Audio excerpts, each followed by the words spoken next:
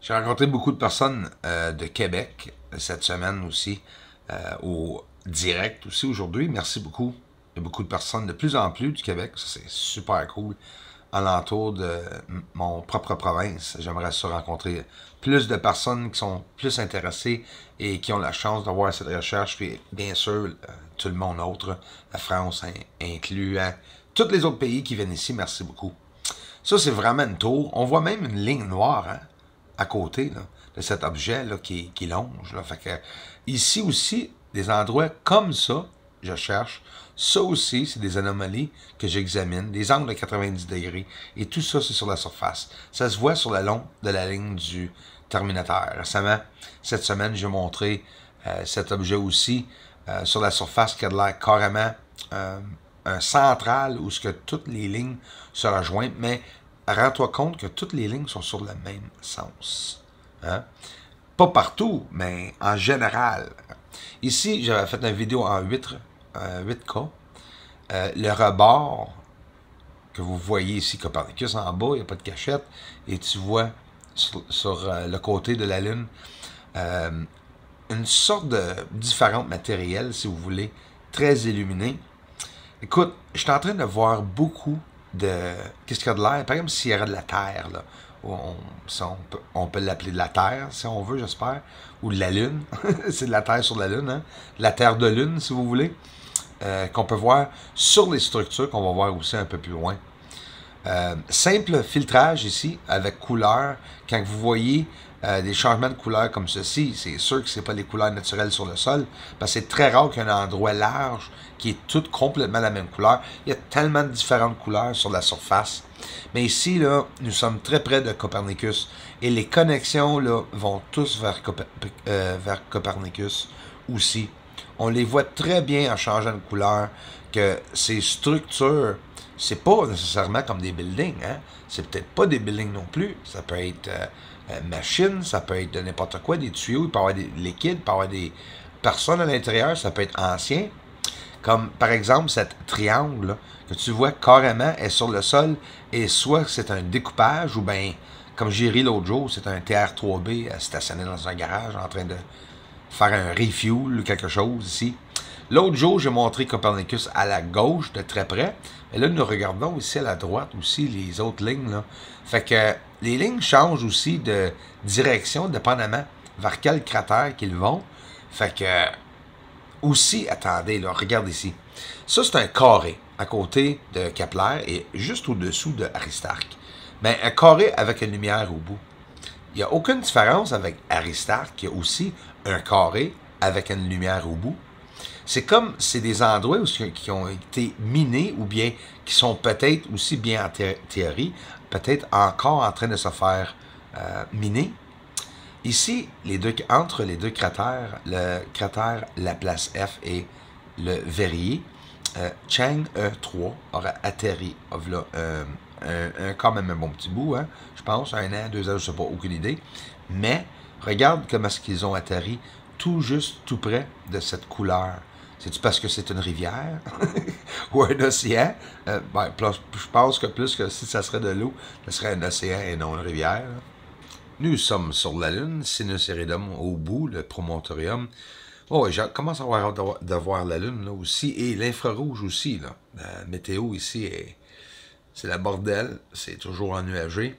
Ici, une simple inversion qui sort toutes ces structurations-là.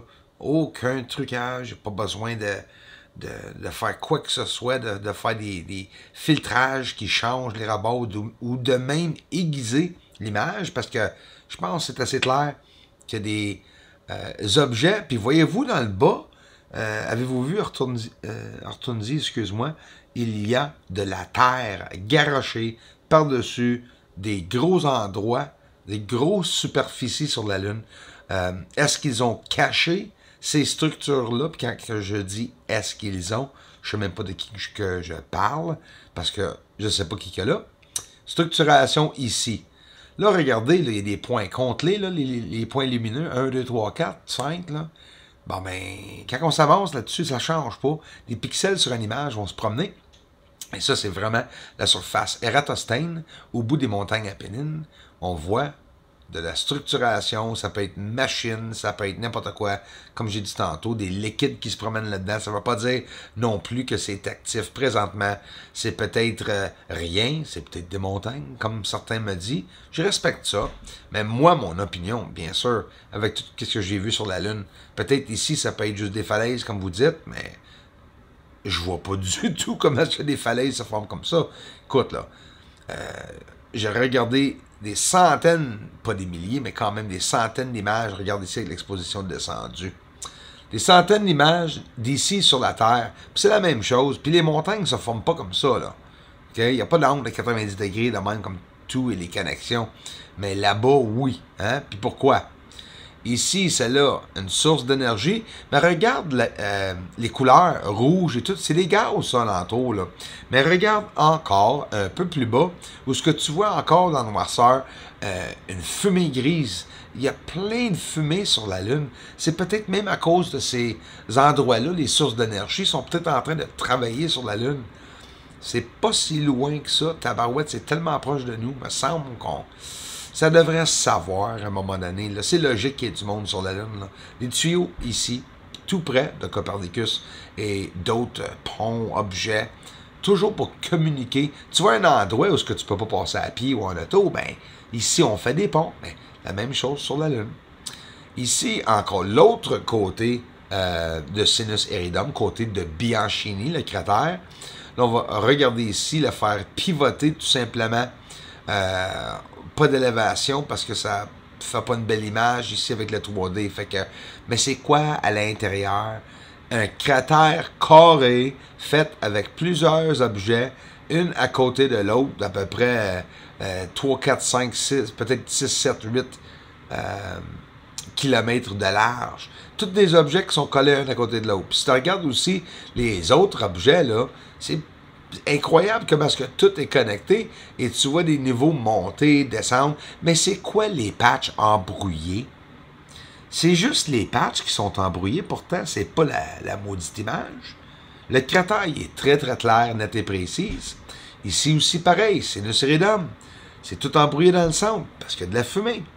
Mais l'élévation à gauche, c'est le Eridum, tous ces morceaux-là, on peut, oui, vraiment les voir comme il faut, surtout en bas le promontorium. On le voit très bien ici avec l'inversion. Toutes les lignes noires, en réalité, c'est toutes des lignes brillantes en place et non foncées. C'est avec l'inversion que ces structurations-là, on les voit noires et foncées. Fait que où est-ce que tu vois des objets brillants, c'est le contraire. Comme je vous dis, une inversion. Celle-ci, c'est pas facile d'ajuster la lumière, la luminosité, l'exposition de la surface de la Lune. C'est pratiquement impossible. Mais je vous dis, c'est pas parce que j'essaie de passer pour un professionnel. J'essaie de vous mentionner avec un simple ajustement d'exposition et bien sûr une image prise avec ton appareil photo assez clair, tu es capable de voir des structures sur la surface. Là aussi, il faut que tu filmes sur le long de la ligne du Terminateur aussi, comme que je fais ici, parce que sinon, on n'en voit pas autant, vraiment pas autant d'élévation. Mais pourquoi que ces objets-là sont clairs et on les voit, les carrés? Mais pourquoi que c'est embrouillé à grandeur? Pesez sur pause. Voyez-vous là que tout ici, c'est tout embrouillé à cause que quelqu'un ou quelque chose a caché ces structures-là. Que ce soit à cause de la neige naturelle qui est tombée sur la Lune, hein, théorie, ou bien c'est quelqu'un qui les a vraiment mis là. On parle d'une autre substance, le Mare-Facunditatis. Ici, une autre substance sur la Lune qu'ils disent, dans le nord et dans le sud, les deux pôles. Et la superficie à terre, le sol, autrement dit, là, les éléments sont pas pareils du tout que dans le centre de la Lune. Ici, pour ceux qui ne l'ont pas vu, je vais vous fasciner. Il y a un rond, là, tout le temps, qui est toujours apparent et il disparaît jamais. On dirait un verre qui était mis là, puis quelqu'un l'a ramassé, puis ça laissait un cerne. C'est pas des farces. Vous le voyez, c'est pas vraiment pas si dur que ça à le voir. Regardez soit en plein écran ou en petit écran, reculez-vous, vous le voyez. Je peux pas le montrer mieux que ça, ça serait une manipulation. Elle est vraiment là. Le rond, elle est parfaite. vous avez vu, le cratère plateau est tout juste à gauche. Fait que vous savez exactement l'endroit. Regardez avec vos télescopes. Même avec le petit télescope, j'ai réussi à le voir un tout petit peu. Il y a un rond tout près du cratère plateau, ici, Bianchini. Et je vous le dis, on le voit toujours là. Que ce soit un rond où ce que ça descend de plus en plus dans le centre, c'est définitivement pas un cratère. Là. Je vous écoute bien. Personne essaye, s'il vous plaît, essayez pas de me faire croire ça. La NASA. Hey, on va aller sur la Lune, puis on va stationner sur le côté noir. Comme ça, nous ne verrons pas. Franchement.